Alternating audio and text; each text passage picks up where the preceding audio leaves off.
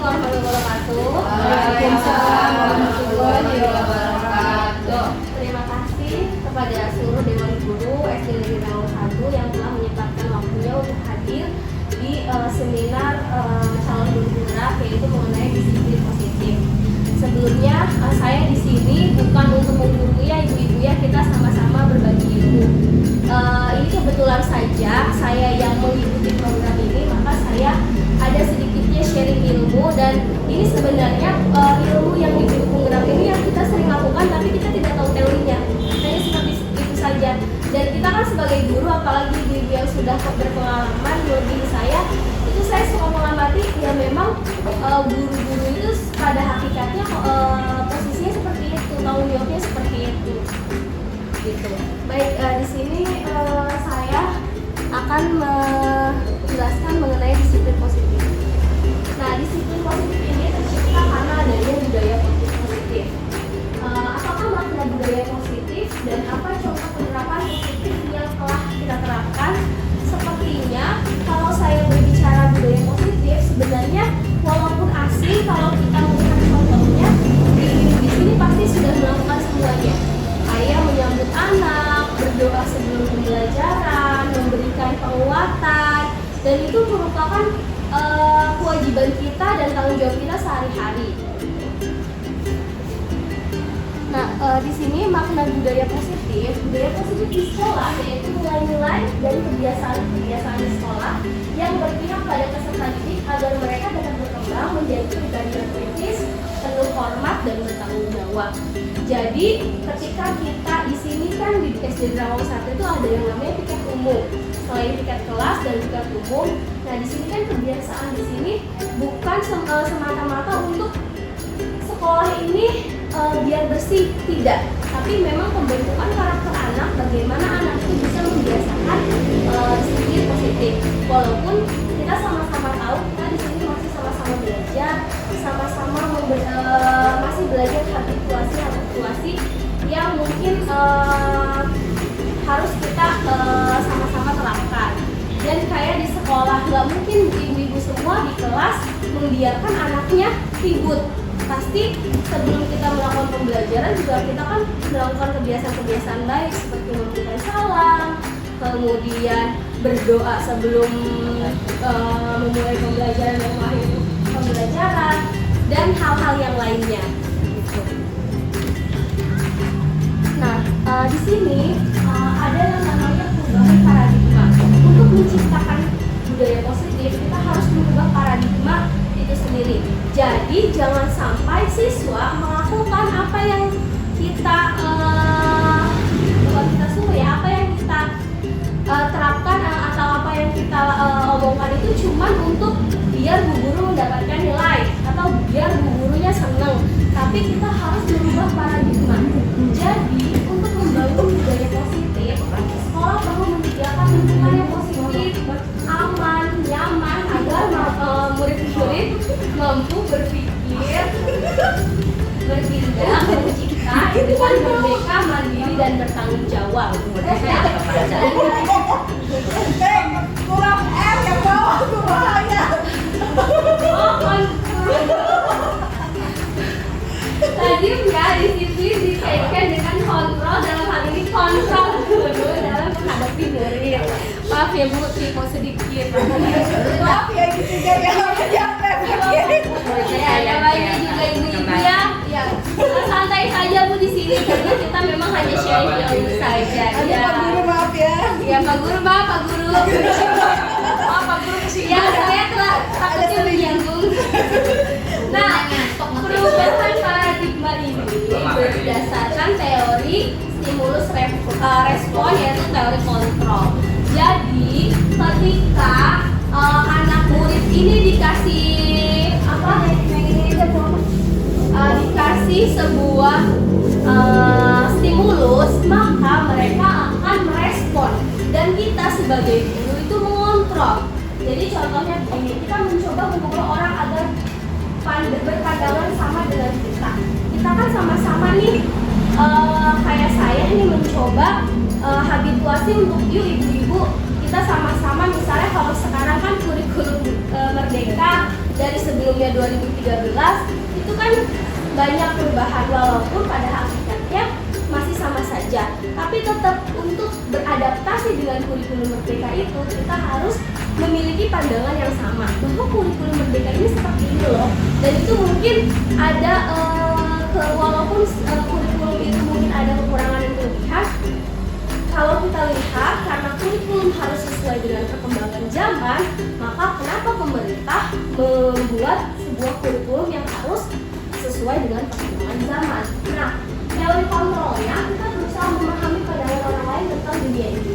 Jadi, ibu-ibu, kita kalau misalnya memberikan tugas, jadi kita tidak menjudge anak itu malas mengerjakan tugas, tapi kita harus memahami kondisi di lingkungan keluarganya seperti apa, gitu ya.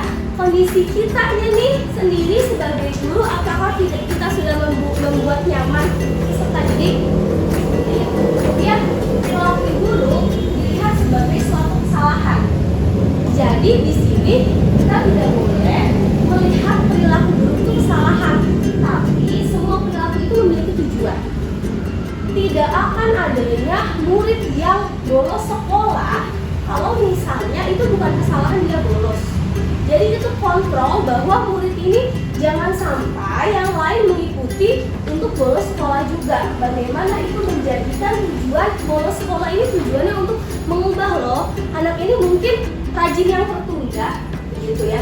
Jadi kata-kata yang kita keluarkan juga memang harus sesuai dengan memang tahap perkembangan anak, itu jangan sampai menyakiti hati. Nah, kemudian orang lain bisa mengontrol saya dan kontrolnya hanya Anda yang bisa mengontrol diri Anda sendiri. Jadi kita bisa mengontrol siswa, tapi pada hakikatnya siswa hanya bisa bertindak ketika dia mau. Seperti kita sebagai guru, ketika ada tujuan pembelajaran bla bla bla bla. Tapi kalau misalnya kita menyesuaikan dengan kondisi kelas, kayaknya nggak bisa disesuaikan. Nah, berarti kan yang bisa mengontrol diri kita adalah kita sendiri.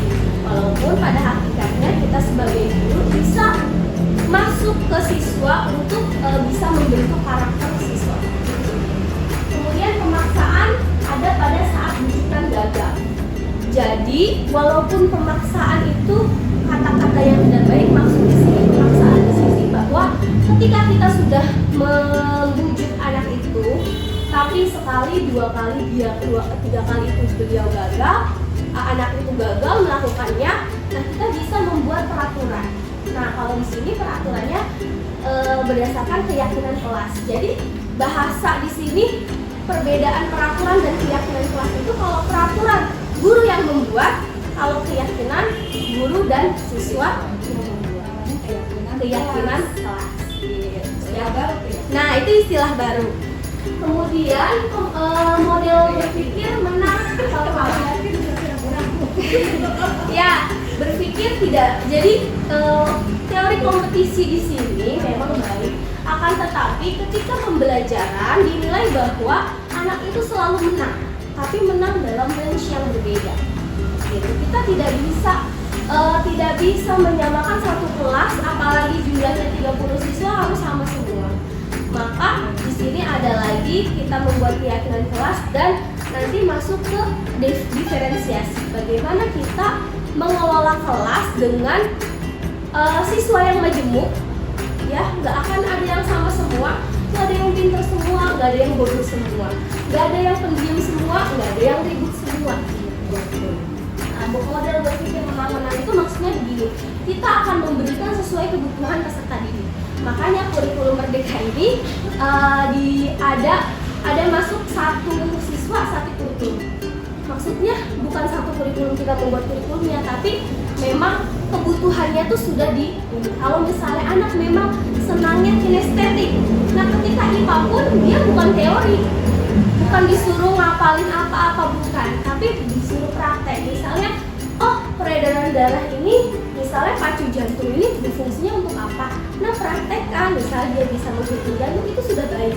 Dan itu memang merepotkan guru, tapi kita semua juga harus balik lagi adaptasi dengan perkembangan zaman. Dari kelas 4 banyak praktek begitu Bu, karena memang harusnya harusnya di ini Bu, harusnya bisa. Jadi nanti ada pengelompokan siswa berdasarkan minatnya dan berdasarkan kemampuannya. Jadi kita sebagai guru sangat repot, bener, sangat direpotkan dengan satu kurikulum, satu anak satu kurikulum. Bisa kita jadi dalam satu pembelajaran itu dibagi gitu. Itulah repotnya menjadi guru ya. Nah sekarang miskonsepsi tentang makna disiplin. Jadi banyak sekali miskonsepsi atau disiplin itu pengertiannya menjadi rancu. Apa sih yang dimaksud disiplin? Ya, ilusi guru mengontrol murid. Pada dasarnya guru tidak memaksa murid untuk berbuat sesuatu jika murid tersebut tidak memilih atau melakukannya. Jadi pada dasarnya kita itu tidak bisa memaksa. Jadi sebenarnya peran guru di sini itu bukan lagi nak kamu belajar ini, enggak. Jadi di sini bagaimana kita bisa mengaping murid maunya apa. Pada itu yang teori yang pada seharusnya, cuman balik lagi kata saya, karena kita kelas majemuk, kita belajar sedikit-sedikit. Karena saya sudah mencoba untuk memberikan tugas dengan misalnya anak itu nggak suka ngomong, nah anak bisa menulis. Anak ini itu narsis, senang berekspresi, anak bisa membuat video. Nah itu bisa dilakukan di kelas, jadi dengan berbagai teknik pengumpulan nilai dengan rubrik yang sama Nah tapi mungkin ada kekurangannya, yaitu kita merepotkan orang tua. Tapi di sini balik lagi kita harus membuat keyakinan kelas. Jadi harus kasih tahu juga, kasih teori juga, kasih edukasi juga dengan orang tua bahwa pada dasarnya yang kita lakukan itu bukan untuk kita, tapi memang untuk siswa. Kemudian ilusi bahwa semua penguatan positif efektif dan bermanfaat. Penguatan positif atau bujukan adalah bentuk kontrol. Jadi tidak semua bermanfaat, ya. Gitu. Jadi kita hanya mengontrol. Jadi misalnya ketika kita memberikan pujian pun itu tidak selalu pujian menjadi bermanfaat. Gitu. Karena kalau keseringan kita diberikan pujian, anak pun juga akan tercipta menjadi aku maunya dipuji aja. Gitu. Dan itu juga nggak baik. Nah, ilusi bahwa kritik dan membuat orang bersalah akan membentuk karakter. Menggunakan kritik dan rasa bersalah untuk mengontrol murid menuju pada identitas gagal. Mereka belajar untuk merasa buruk tentang diri mereka, mengembangkan dialog diri yang negatif. Jadi di sini guru diminta untuk bisa berkomunikasi dengan siswa, dan siswa itu bisa menyadari kesalahannya sendiri, di mana saya tuh salah tanpa kita yang menjudge kamu salah gitu. Jadi dengan apa? Dengan berkomunikasi. Kemudian ilusi bahwa orang dewasa mempunyai hak untuk memaksa. Banyak orang dewasa beranggapan bahwa mereka memiliki tanggung jawab untuk membuat hal tertentu. Padahal kalau kita lihat bahwa murid tidak memilih untuk melakukannya, maka dia tidak akan melakukannya. Seperti itu ya. Jadi kita itu bukan taraf yang memaksa, tapi balik lagi di sini sebagai controlling, yaitu sebagai yang bisa mengayomi, penuntun. Yang namanya guru menuntun itu kan bukannya misalnya anak mau ke depan, berarti kita hanya mengarahkan anak ini ke depan. Ketika anak mau ke belakang, kita hanya mengarahkan ke belakang. Seperti itu. Pendekatan teori kontrol menurut Stephen R. Covey, yaitu bila kita ingin membuat kemajuan perlahan, sedikit-sedikit ubahlah sikap atau perilaku Anda. Namun bila kita ingin memperbaiki cara-cara utama kita, maka kita perlu mengubah kerangka acuan kita. Ubahlah bagaimana Anda mengubah dunia, bagaimana Anda berpikir tentang manusia, ubahlah paradigma Anda, skema pemahaman Anda, dan penjelasan aspek-aspek tertentu aplikasi. Jadi menurut Stephen Covey ini bahwa kita ketika menginginkan sebuah kemajuan, ada yang perlahan, ada yang ingin memperbaiki cara utama. Jadi kalau misalnya sekarang itu bahkan sikap dan perilaku. Balik lagi kalau kita melihat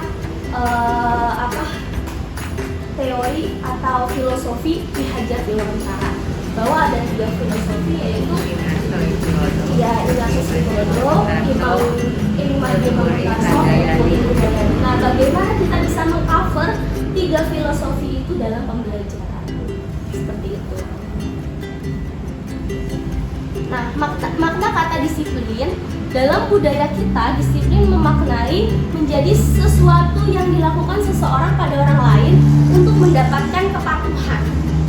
Ya, jadi kita ini menciptakan disiplin di sini itu adalah untuk murid kita patuh, dalam artian murid kita tahu mana yang benar, mana yang kurang benar, seperti itu. Nah, disiplin menurut Ki Hajar Dewantara, di mana ada kemerdekaan, di situ harus ada disiplin yang kuat. Sungguh pun disiplin itu bersifat self-disiplin, yaitu kita sendiri mewajibkan kita dengan sekeras-kerasnya, tapi itu sama saja. Sebab jikalau kita tidak cakap melakukan self-disiplin, wajiblah penguasaan lain mendisiplinkan kita. Dan peraturan demikian itulah harus ada di dalam suasana yang merdeka. Disiplin sebagai bentuk kontrol diri, yaitu belajar kontrol diri agar mencapai tujuan mereka. Balik lagi, kita bisa karena biasa.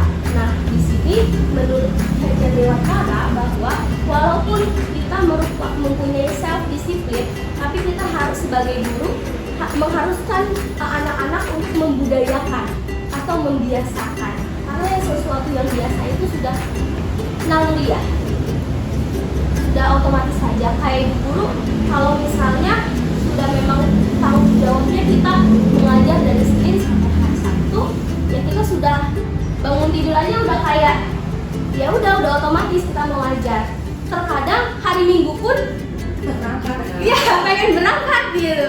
Kadang karena apa? Karena memang sudah menjadi kebiasaan. Nah, bagaimana tuh caranya kita membiasakan anak seperti itu? Kayaknya kalau nggak baca nggak enak deh Bu Guru. Nah, pengennya seperti itu kan ya Bu ya?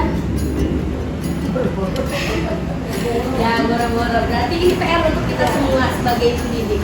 Oke, nilai-nilai kebajikan universal ya. Nilai-nilai kebajikan yang secara umum, nilai kebajikan adalah sifat-sifat positif manusia yang merupakan tujuan mulia yang ingin dicapai setiap individu. Ya, jadi kita ini ada di sini dan kita ini hidup di sini memiliki tujuan. Dan pencipta kita pun, Tuhan kita pun menciptakan kita pasti memiliki tujuan. Nah, nilai-nilai kebajikan universal dan nilai yang telah disepakati bersama lepas dari bangsa, agama, bahasa maupun latar belakang. Jadi dalam kita menciptakan budaya ini, kita harus meninggalkan hal-hal yang berbau agama. Jadi harus universal nih, jangan sampai ketika kelas kita ini ada yang non-Islam, kita membuat keyakinan kelas, yaitu masuk dalam kelas dengan mengucapkan Assalamualaikum. Nah, itu kan tidak sinkron dengan kemajuan dari suku bangsa dan agama. Nah, kemudian dimensi profil pelajar Pancasila. Ya, seperti yang kita tahu bahwa kurikulum Merdeka ini ada satu aspek yang sangat berbeda dengan kurikulum lain, yaitu kegiatan P5. Nah, kegiatan P5 ini bagaimana kita bisa memanfaatkan anak-anak didik kita untuk melakukan hal-hal yang positif sesuai profil pelajar Pancasila. Oke, ya, ini jadi yang dituntut dari kebajikan yang dicapai oleh setiap anak Indonesia sesuai profil pelajar Pancasila. Saya rangkum menjadi beriman, bertakwa kepada Tuhan yang Maha Esa dan Brahma Mulia, kemudian mandiri dan kreatif, bernalar kritis, kebinakaan global, dan bergotong royong. Nah, ini adalah nilai kebajikan yang diharapkan siswa dan siswi yang Bapak Ibu ajar memiliki. Beriman bertakwa kepada kenapa kepada Tuhan yang Maha Esa? Karena pada setiap agama memiliki Tuhannya masing-masing. Keyakinan itu kita tidak boleh memaksakan. Kemudian mandiri, dia harus bisa melakukan hal dengan sendirinya. Self discipline, kreatif. Mereka bisa berpikir kreatif. Kreatif di sini sebenarnya untuk menimbulkan siswa yang kreatif, kita juga harus kreatif. Kemudian bernalar kritis, di mana ini nyambung juga dengan di mana kita digaung-gaungkan sebagai guru untuk bisa menciptakan pembelajaran yang hot, higher order thinking skill. Seperti itu.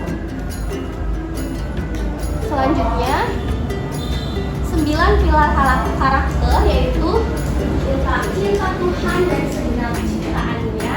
Jadi kita tidak hanya, kalau dalam Islam kan ada hablum minallah, ada hablum minannas. Nah, kita itu bukan hanya untuk beribadah, tapi dengan sesama pun kita harus saling menghargai, dengan sesama pun kita harus saling menghormati. Jangankan sesama manusia, sesama makhluk hidup pun, tumbuhan, binatang, kita harus saling menghargai. Kemandirian dan tanggung jawab, kejujuran, amanah, diplomatis, hormat dan santun, dermawan, suka menolong dan bergotong royong, percaya diri, kreatif dan pekerja keras, kepemimpinan dan keadilan, baik dan rendah hati, toleransi, kedamaian dan kesatuan.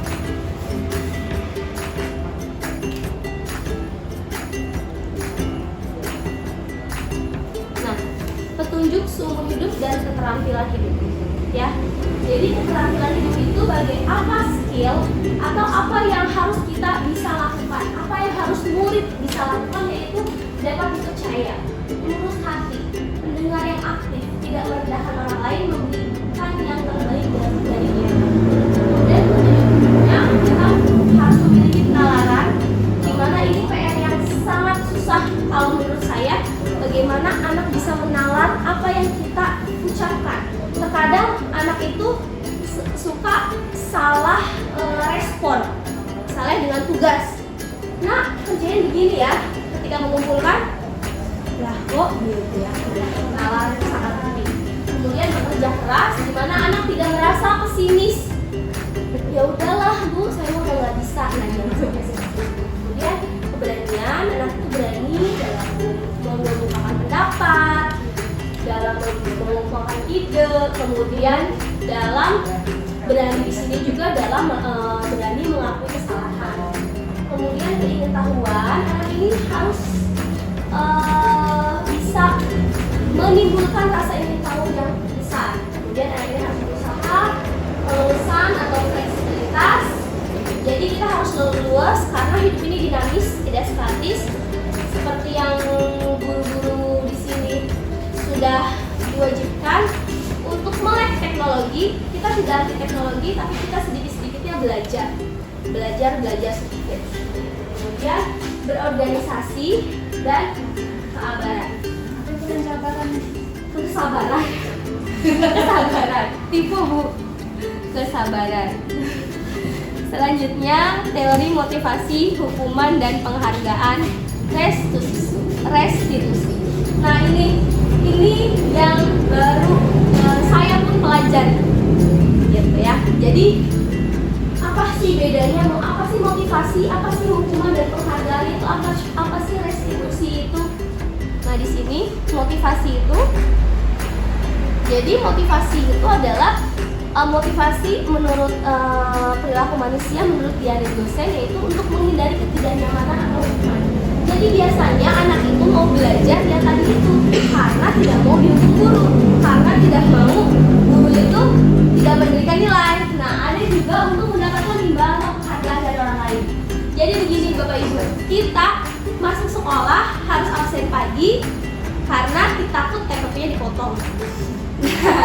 Begitu kan ya Bapak Ibu ya? Iya. Nah itu juga sama. Kemudian untuk menjadi orang yang mereka inginkan dan menghargai diri sendiri dan nilai-nilai yang mereka percaya. Nah ini loh, ketiga ini adalah motivasi perilaku manusia yang harus kita juga bisa biasakan. Tanpa melihat peraturan bahwa guru harus seperti ini, guru harus seperti itu, tapi guru harus sadar dan menghargai diri sendiri dan nilai-nilai yang mereka percaya. Kalau misalnya kita nggak datang pagi, bagaimana anak-anak kita di kelas? Itu sih simpelnya saja. Kemudian kalau kita tidak masuk, saya kalau di sini budaya positifnya teman-teman di sini saling membantu. Ketika ada temennya yang sakit, ketika ada temennya yang kena musibah, nah di sini responnya sudah baik ya. Dan saya pelajari budaya itu di SDN Rawai 1. Kemudian perubahan paradigma. Oh ini salah ini. Nah, sekarang keyakinan kelas, hukuman dan restitusi. Hukuman, konsekuensi dan restitusi. Nah, yang tadi keyakinan kelas itu apa sih? Nilai kebajikan atau prinsip universal yang disepakati bersama secara universal, lepas dari latar belakang suku, negara, bahasa dan agama. Jadi keyakinan kelas ini lebih memotivasi seseorang dari dalam, dari intrinsik. Jadi inilah perbedaannya itu. Kenapa kita harus membuat keyakinan kelas, bukan peraturan. Kemudian apa perbedaan hukuman dan konsekuensi? Kalau hukuman adalah tindakan terhadap suatu pelanggaran. Jadi anak itu sudah melakukan sesuatu, dia ada peraturan. Nah, peraturan itu membuat hukuman. Makanya kalau keyakinan kelas kita buatnya konsekuensi, yaitu sesuatu yang harus diterima ketika tidak melakukan atau melakukan sesuatu yang dilarang. Sudah tahu sebelumnya apa yang akan diterima. Gitu. Jadi jangan sampai kita memberikan sesuatu, misalnya mak, yuk kita sepakati, ibu kita memberikan tugas nih. Jangan sampai hal itu dibuat oleh guru. Jadi kamu mau apa kalau nggak ngerjain PR? Kita coba seperti itu di kelas. Kemudian perbandingannya hukuman dan konsekuensi adalah hukuman tidak terencana. Kenapa tidak terencana? Karena kita harus benar-benar mematuhi hukuman itu. Oke, misalnya kita sebagai pegawai negeri tidak masuk selama berapa, nah itu kan tidak terencana. Jadi memang sudah ada. Tapi kalau konsekuensi itu sudah disepakati antara yang membuat dan antara yang penerimanya sudah sepakat. Kemudian tiba-tiba, nah kalau hukuman itu tiba-tiba. Jadi misalnya begini, kamu nggak ngerjain PR, jadi kalau kamu ini, nah itu tiba-tiba. Tapi kalau misalnya konsekuensi harus dibuat oleh sekolah dulu. Jadi harus disosialisasikan dulu. Gitu. Jadi anak itu sudah tahu kalau misalnya saya tidak datang tepat waktu, maka apa yang akan saya dapatkan? Seperti itu. Dan anak tidak tahu apa yang terjadi jika melakukannya. Nah, murid sudah tahu. Jadi mereka tuh sudah tahu dalam dirinya, aduh, saya mau ini, aduh, saya mau ini, gitu ya. Kemudian anak tidak dilibatkan. Nah, kalau ini kita tidak cepat satu arah, tidak nyaman dan jangka panjang. Kalau ini tetap dan tidak nyaman, jangka pendek, guru mengontrol murid. Jadi kalau keyakinan kelas tidak dibuat untuk 1 tahun pembelajaran ya, nah tidak. Jadi bisa berubah. Kalau misalnya dirasa, kalau misalnya nanti ada ketika beriringan waktu ada siswa yang seperti ini, guru, kayaknya saya keberatan deh dengan keyakinan kelas ini, boleh dirubah nggak? Boleh. Yang pasti jangan satu subjek saja yang ingin berubah, tapi harus kita sama-sama. Ya udah yuk kita berubah. Yang lebih baik yang mana? Bagaimana? Seperti itu. Dan guru ini harus mengontrol murid.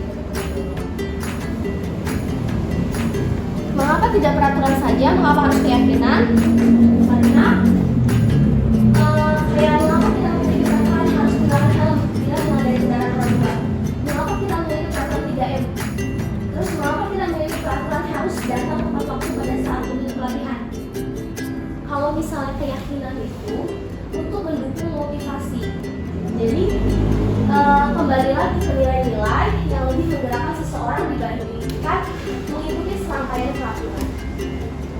Jadi kalau keyakinan kelas itu lebih ke kita sama-sama biar aman, biar nyaman semuanya. Bukan nyaman hanya untuk guru, tapi nyaman juga untuk siswa.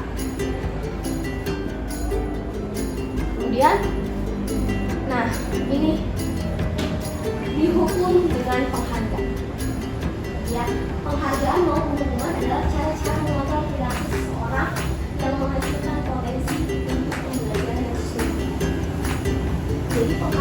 sini untuk saat ini sudah tidak disarankan lagi.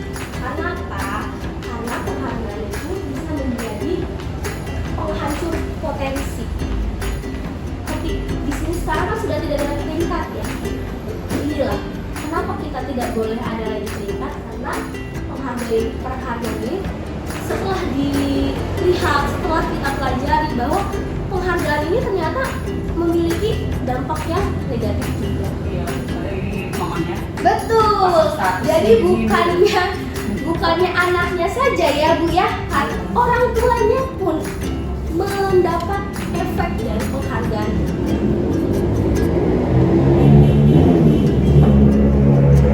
Nah, pengamatan tentang penghargaan, pengaruh jangka pendek dan jangka panjang. Kita langsung saja di sini pengaruh jangka pendek dan jangka panjang sebuah penghargaan. Jadi penghargaan efektif jika kita menginginkan seseorang melakukan sesuatu yang kita inginkan dalam jangka waktu yang pendek. Jadi kalau misalnya, nah, kalau kamu mengerjakan tugas, kamu akan mendapat nilai. Udah just it. Nanti tugas berikutnya kita harus memberikan lagi. Itulah jangka pendeknya. Kemudian jika kita menggunakan penghargaan lagi dan lagi, maka orang akan tergantung. Kalau kita lupa memberikan penghargaan, maka akan hilang motivasi. Jadi, saya mau udah biasa ada nilai 100. Saya mau udah biasa ada nilai 1. Nah, terkadang hal-hal yang biasa mendapatkan penghargaan itu takutnya menimbulkan seperti itu. Kemudian jika kita mendapatkan penghargaan untuk melakukan sesuatu yang baik, maka selain kita senantiasa berharap mendapatkan penghargaan tersebut lagi, kita pun menjadi tidak menyadari tindakan baik yang kita lakukan.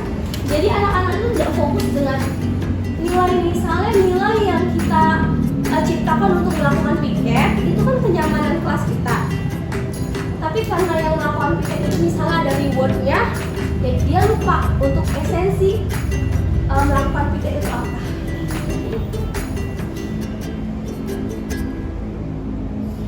Nah, penghargaan tidak efektif.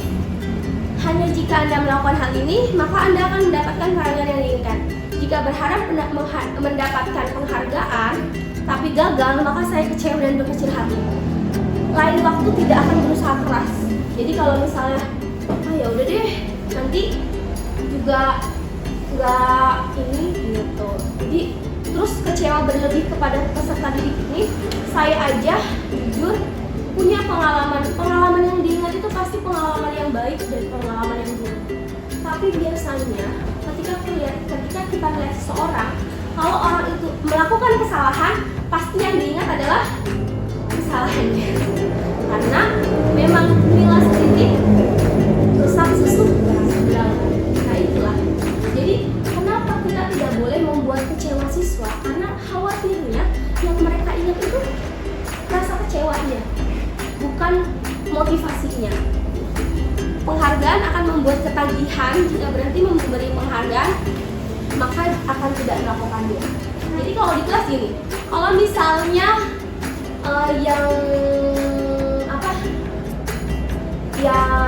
selesainya cepat, misalnya dia pulangnya lebih cepat atau bagaimana, biasanya kalau kita lupa, anak itu akan kecewa.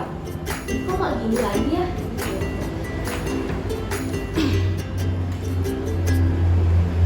Nah, penghargaan merusak hubungan. Ketika seseorang diberi penghargaan atau dipuji di depan orang banyak, maka yang lain akan merasa iri. Dan sebagian dari mereka akan tidak menyukai orang yang diberi penghargaan. Nah, kita meminimalisir hal-hal seperti itu. Jangan sampai ada apalagi bahasa, dia mah anak emasnya ibu guru ini. Itu adalah hal-hal yang kita minimalisir. Kemudian jika seorang guru sering memberikan penghargaan kepada murid-muridnya, besar kemungkinan murid termotivasi hanya untuk menyenangkan gurunya, tidak bersifat jujur. Penghargaan menciptakan persaingan, dan mereka yang percaya bahwa mereka tidak memiliki kesempatan untuk mendapatkan penghargaan akan berhenti mencoba. Makanya kita harus membuat kesempatan bagi yang lain. Jangan L4 ya, lo lagi, yang ngerjain, yang lagi itu lagi, yang lagi itu lagi. Jangan sampai seperti itu. Kemudian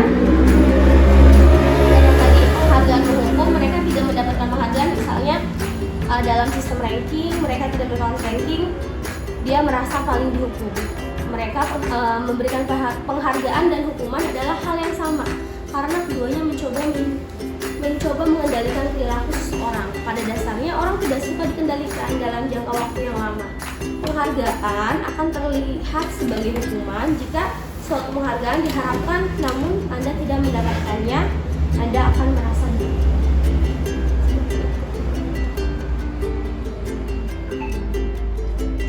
Nah, yang kita harus timbulkan adalah motivasi dalam diri.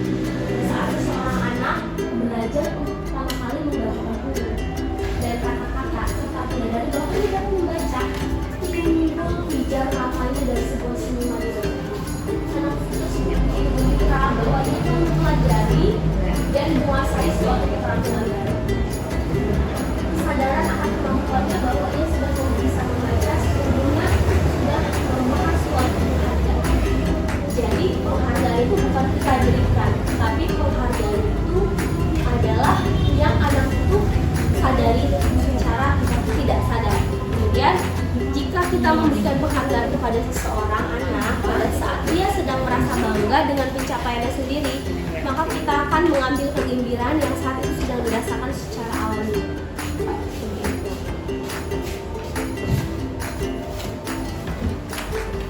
Oke, di sini masuk ke restitusi. Lanjut saja. Restitusi adalah proses penciptaan kondisi bagi murid untuk memperbaiki kesalahan mereka sehingga mereka kembali pada kelompok mereka dengan karakter yang lebih kuat. Restitusi itu sebuah proses kolaborasi yang mengajarkan murid mencari solusi untuk masalah mereka dan membantu murid berpikir tentang orang seperti apa yang mereka inginkan dan bagaimana mereka harus memperlakukan orang lain. Jadi perbedaan di sini, budaya positif ini bagaimana kita bisa membudayakan restitusi. Jadi perbedaan restitusi dengan program disiplin yang lain, restitusi bukan untuk menebus kesalahan namun untuk belajar dari kesalahan. Restitusi memperbaiki hubungan, terus menjadi tawaran bukan paksaan, menuntut untuk melihat ke dalam diri dan mencari dasar yang mendasari tindakan. Restitusi diri adalah cara yang paling baik karena fokus pada karakter bukan tindakan. Mengeluarkan restitusi fokus pada solusi dan mengembalikan murid yang berbuat salah pada kelompok.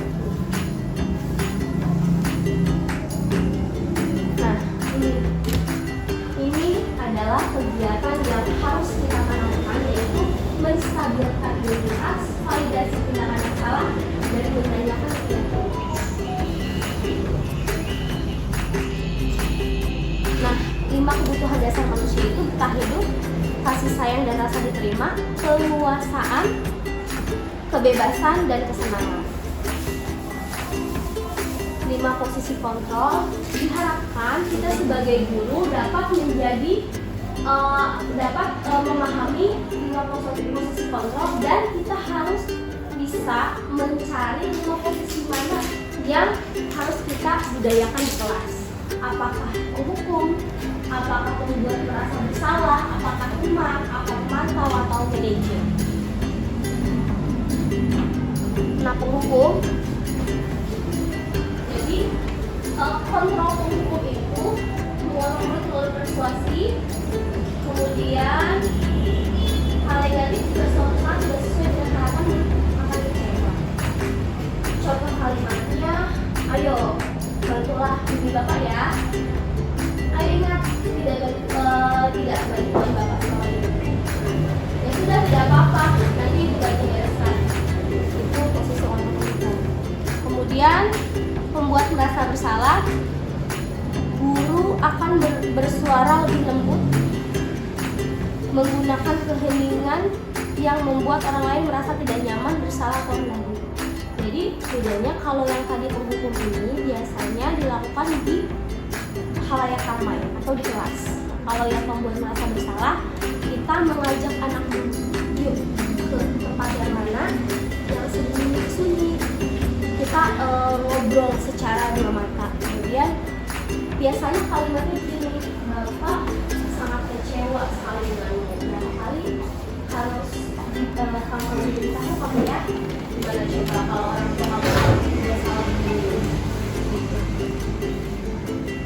Kemudian posisi kontrol teman, jadi bisa berupa fisik maupun verbal. Guru hanya meyakini satu cara, yaitu cara dia tidak ada diskusi. Ini kebalik gitu ini.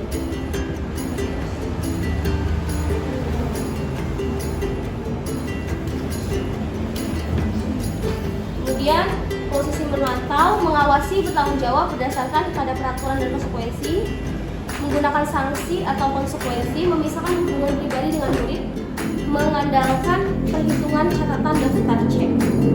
Jadi peraturannya apa ya? Jadi mereka harus tahu apa konsekuensinya, apa peraturannya. Kemudian posisi manajer, tindakan guru. Contoh hal guru berbuat bersama dengan murid, mempersilahkan murid bertanggung jawab, kemudian mendukung murid menemukan solusi, mengajak menganalisis kebutuhan dirinya, membimbing murid untuk mendapatkan pengatur diri, mengembalikan murid ke kelompoknya dengan lebih baik. Apa yang kita yakini, kemudian apa yang kamu sudah yakini, kemudian jika kamu memperbaiki ini, hal ini menunjukkan apa tentang kamu, atau bisa jadi apa rencana kamu untuk memperbaiki hal ini. Dan Bapak semua, itu adalah penjelasan dari sharing ilmu dari saya. Selama 1,5 bulan saya sudah mengalami diklat ini. Apabila kita Bapak Ibu ada yang ingin ditanyakan atau ditambahkan, kita sama-sama bukan berarti saya tahu segalanya, tapi kita sama-sama berbagi dan kita akan mendiskusikannya di forum ini. Siapa dulu di kelas dulu? Boleh buat?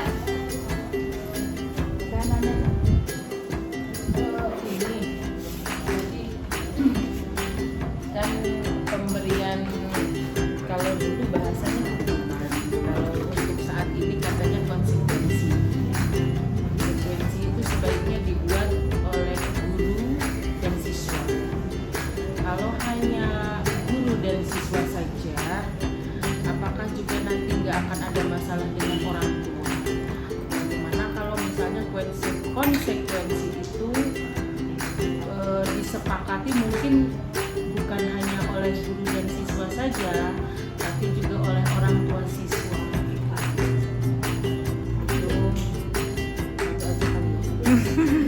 Terima kasih. Sebenarnya kalau saya ambil itu bukan pertanyaan, tapi sebuah tambahan bagi saya. Betul Bu, sepakat. Karena apalagi kalau kita di SD, di sekolah dasar, itu orang tua tuh masih sangat berperan, masih sangat, kalau bahasa ininya masih sangat mengaping, iya, masih sangat sayang. Jadi nggak bisa ditoel sedikit. Nah itu boleh sekali, tapi dalam pembuatan keyakinan kelas, karena itu adalah prosesnya di dalam kelas, mungkin lebih ke guru dan siswa yang membuat. Tapi nanti stakeholder yang lain, orang yang lain itu hanya disosialisasikan. Jadi keyakinan yang ibu guru buat dengan anak murid ini, mama ibu akan sosialisasi keyakinan kelas, dan bukan hanya dengan orang tua saja Bu. Jadi sebaiknya ada sosialisasi juga dengan rekan guru yang lain. Jadi kita sama-sama membuat keyakinan kelas, jangan sampai timpang tindih antara kelas yang satu dan kelas yang lain gitu. Tapi lebih bagus juga kalau memang ada momen, misalnya nih, sebenarnya kan boleh orang tua itu sesekali diundang bersama guru dan siswa, yuk kita sama-sama buat.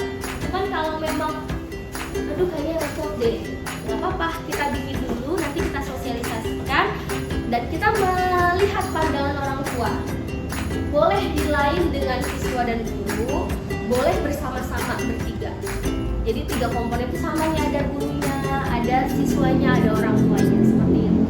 Cuman karena keyakinan kelas itu adanya di kelas dan memang kita guru dan siswa itu yang ada di dalam kelas, maka dibuatnya guru dan siswa. Tapi memang harus dikasih tahu juga sama yang lain, seperti itu. Tapi kita coba ya ibu-ibu ya, untuk kedepannya kita membuat keyakinan kelas. Siapa tahu anak-anak ini bisa lebih ini, karena kelas itu banyak yang tidak mengerjakan. Berbeda dengan saya kasih PR di WhatsApp orang tua. Itu dari 37 yang tidak mengerjakan hanya 2 biji. Itu pun yang satunya karena tidak sekolah. Jadi mamahnya nggak buka-buka WA Bu Guru, buka WA-nya pagi-pagi. Dan kita harus memaklumi karena orang tua tidak boleh buka WA terus ya. Nah kita juga harus sama-sama maklumi seperti itu. Jadi 2 orang doang dan saya senang. Walaupun ada yang masih tidak mengerjakan, tapi dari presentasi harusnya 10%-nya bahkan 20%-nya tidak mengerjakan tugas. Nah sekarang ini hanya 1%-nya bahkan 0,5% seperti itu. Jadi dan di sini juga harus melibatkan orang tua balik lagi karena kita juga harus menjalin kerjasama komunikasi yang baik dengan orang tua seperti itu. Terima kasih Bu As atas masukannya. Semoga kita sama-sama bisa membuat keyakinan kelas yang seperti Bu As dan yang seperti saya anjurkan seperti itu. Ada lagi Ibu-ibu? Ya, saya nanya ya. Bu Ama dulu ya Bu ya. Oh ya, boleh. Jadi ada segitiga restitusi, contoh kasus di SD yang bisa mengembalikan mereka dari kesalahan supaya lebih kuat itu contohnya seperti apa? Kalau pengalaman yang sudah saya aplikasikan di kelas itu ada 2 kasus yang saya ambil. Yang pertama Ananda Ananda Rofiud, dia itu selalu terlambat datang ke sekolah. Nah di situ jadi kita jangan sampai bertanya pada saat ini Bu Oma. Pertama kan validasi ya. Kalau kita lihat di sini. Jadi dari segitiga restitusi itu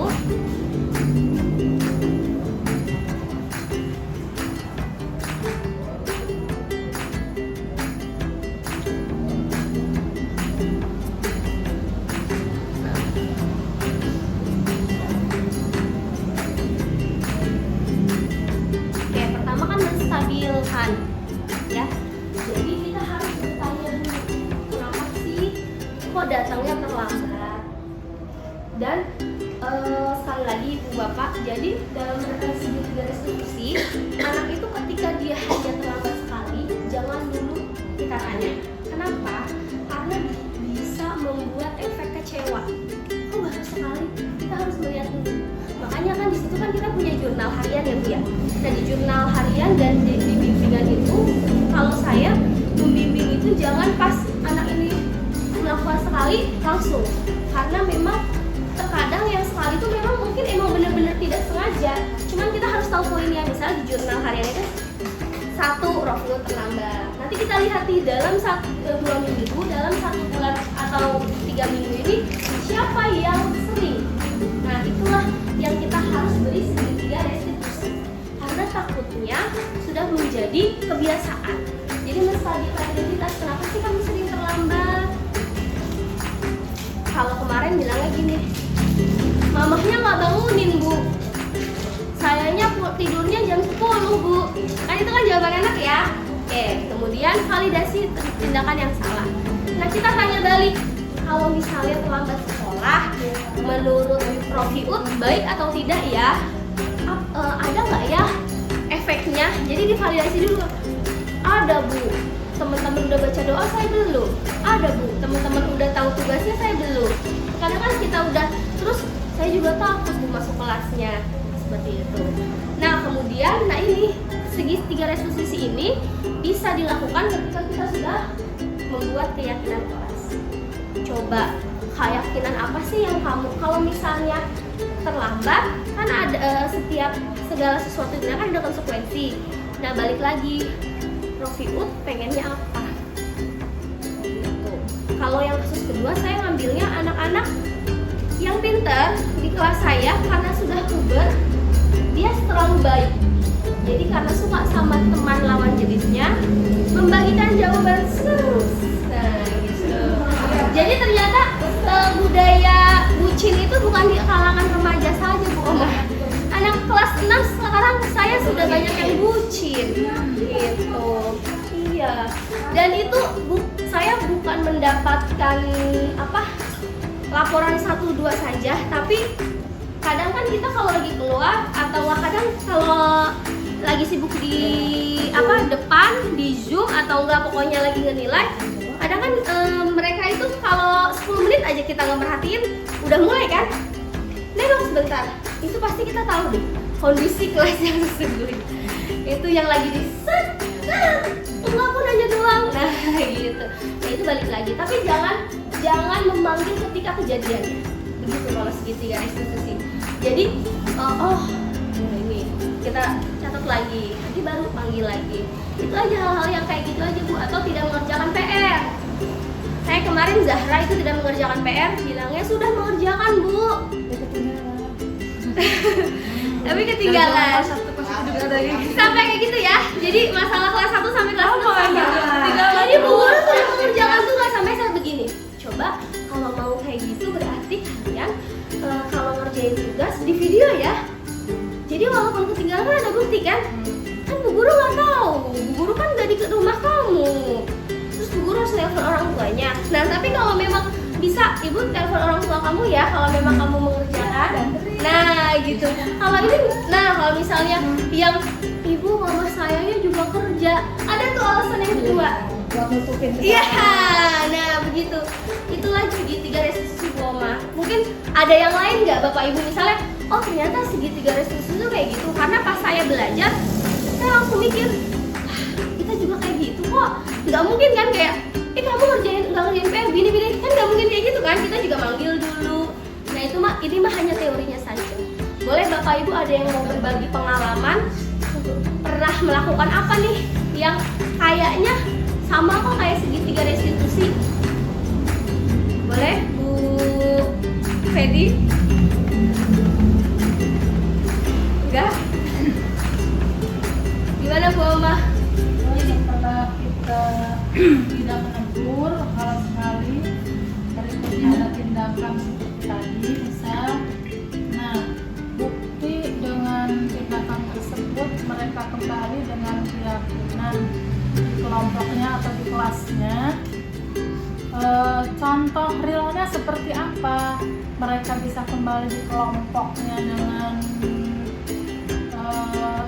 lebih kuat. Artinya lebih kuat itu mereka kan setelah melakukan kesalahan ada tindakan dari guru, mereka kembali ke kelompoknya dengan rasa percaya diri yang lebih kuat. Iya. Nanti tadi belum tuntas. Ya, jadi ketika sudah ke kelas nanti Ibu saya misalnya janji besok mau datang dan lambat.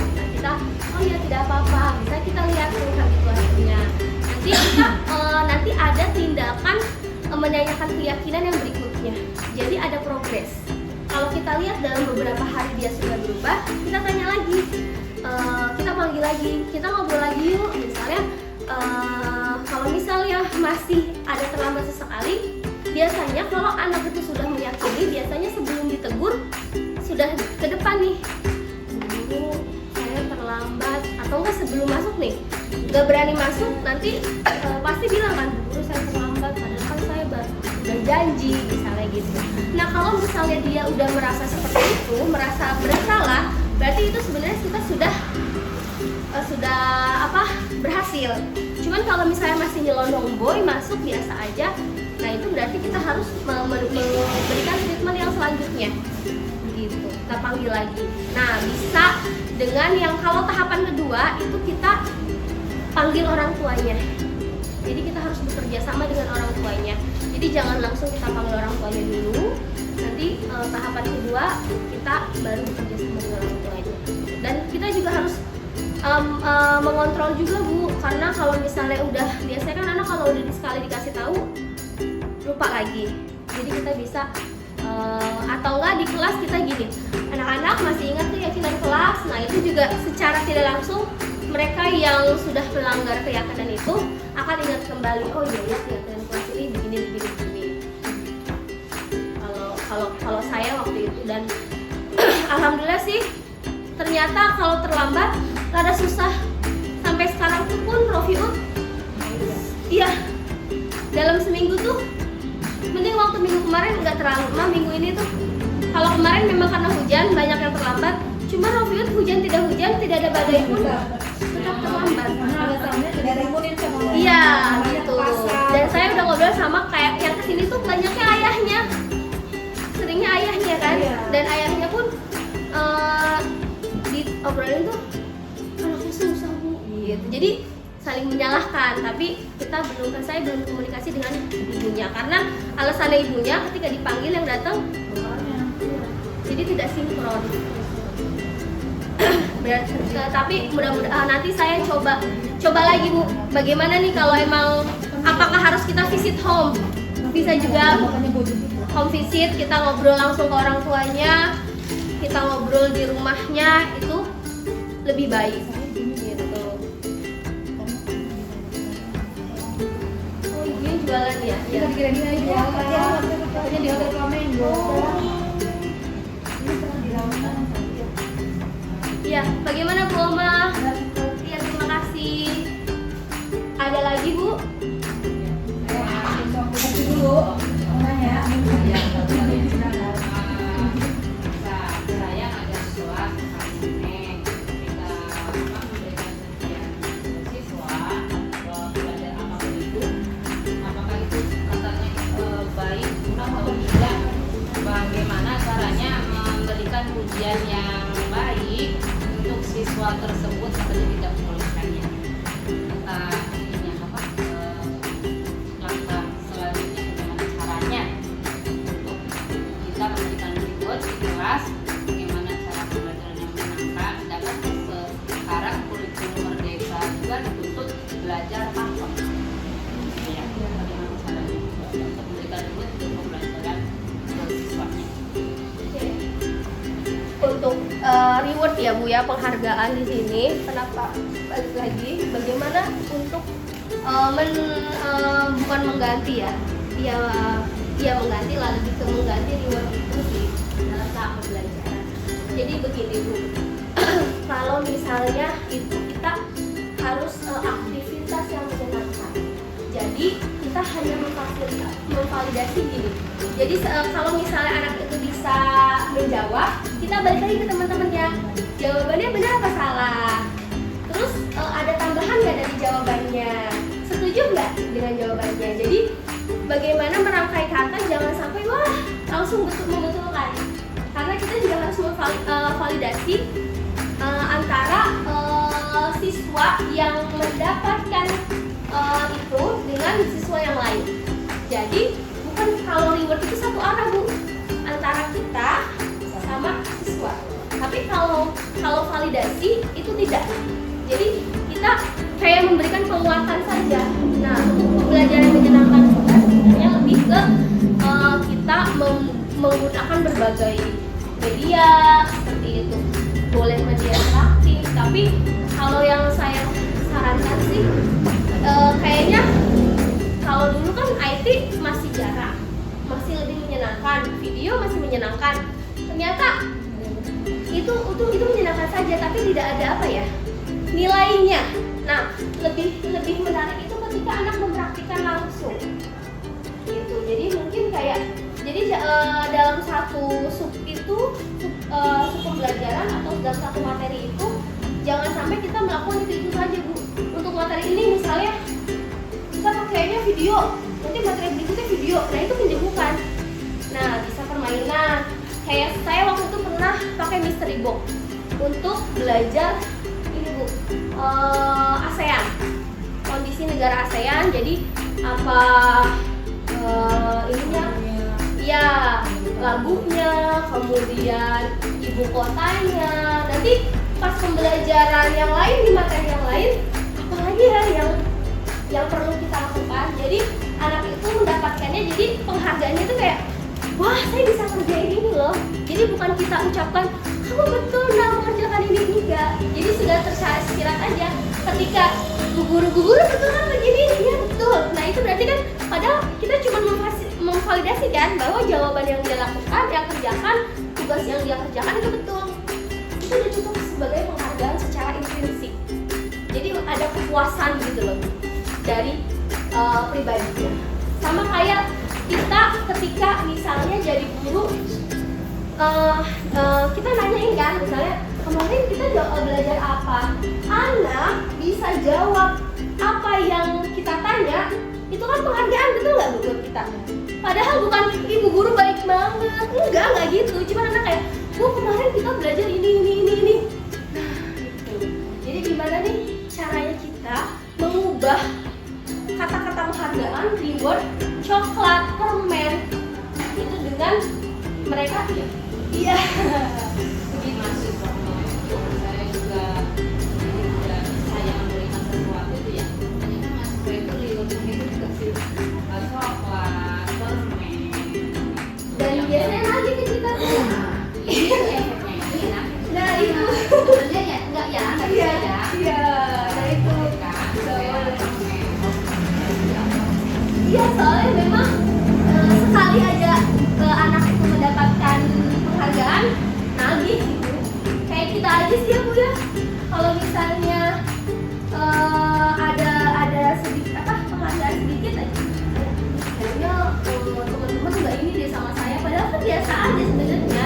Cuman ya memang ya itu tadi, kita juga tidak boleh memberi penghargaan yang lebih, tapi itu tuh kita menghargai anak saja dengan dia, Bu itu betul Bu, atau kan kita keliling, makanya katanya guru itu nggak boleh duduk aja kalau ngajar.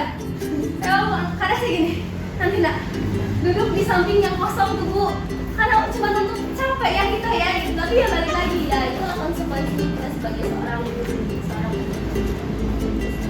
Ada lagi nggak Bapak Ibu yang ingin menambahkan? Misalnya ada nggak contoh? Kalau saya kayak gitu contohnya, jadi membuat pembelajaran yang interaktif dengan kegiatan siswa, media yang berbeda, tapi mereka itu akan mendapat penghargaan dari ini sendiri, mereka sendiri. Kadang mimik muka aja penghargaan loh buat mereka. Ini kayak, ya kayak gitu. Itu aja udah kayak, oh guru ngerespon ya.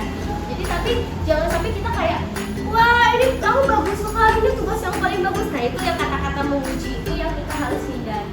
Karena pada dasarnya semua manusia itu unik. Jadi iya, punya kelebihan sendiri, punya kekurangan sendiri. Tidak ada manusia yang sempurna, tidak ada manusia yang terbaik. Jadi di situ kita aja sebagai guru, kayak saya lebih bagaimana sih guru-guru ini ngajarnya begini gitu. Terus kita kan, saya juga lebih ke mengamati, tapi tidak boleh menjudge. Misalnya Bu Juju pelajarannya salah, kan tidak. Cuman kita mengamati itu bahwa setiap manusia itu memiliki kekuatan dan gimana kita mengolahnya saja. Ada lagi Bu? Ya silakan buat. Tadi kan kita nggak boleh memberikan reward pada saat pembelajaran ya, kata Bu Cici tadi yang sudah dijelaskan tadi. Nah, bagaimana kalau misalnya reward itu kita berikan, taruhlah misalnya gini, anak-anak kita besok mau ulangan, misalnya ulangan matematika, nanti yang dapat 100, barangkali rewardnya saya pribadi bukan coklat gitu, misalnya alat tulis, Mas boleh enggak kalau misalnya di ulangan, kalau misalnya yang dapat 100 nanti kasih hadiah misalnya, itu boleh enggak?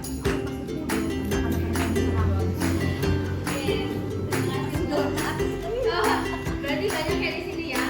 Dan saya pun termasuknya pernah Bu, seperti itu. Cuman ketika saya mempelajari lagi, oh iya ya, ternyata memang lebih banyak negatifnya. Jadi apapun jenisnya itu tidak boleh.